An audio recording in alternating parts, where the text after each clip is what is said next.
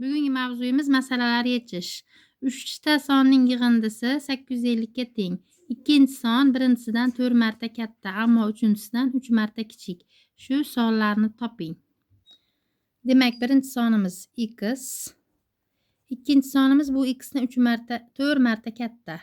Demak, 4x. Uchinchi sonimiz esa 3 marta bu ikkinchi son, uchinchi sondan 3 marta kichik. Demak, uchinchi sonimiz bundan ham 3 marta katta. 3 ga 3 4 ga ko'paytirsak 12. 12x. Bu uchala sonning yig'indisi 850 ga teng. Xo'p, endi x larni ixchamlab olamiz. 12 ga 4 16, bun bilan 17. 17x teng 850. X topish uchun 850 ni 17 ga bo'lamiz. X'imiz teng 50 ga. Endi o'rniga qo'yamiz. 50 qo'shilgan 4 ko'paytiruv 50 qo'shilgan 12 ko'paytiruv 50 teng. Hop.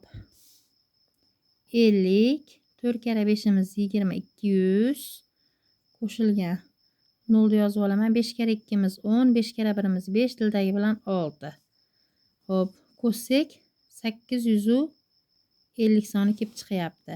Demak, birinchi sonimiz 50, ikkinchi sonimiz birinchi songa nisbatan 4 marta katta, bunga nisbatan 3 marta kichik. Haqiqatan ham 600 ni 200 ga bo'lsak 3, 200 ni 4 ga bo'lsak 50.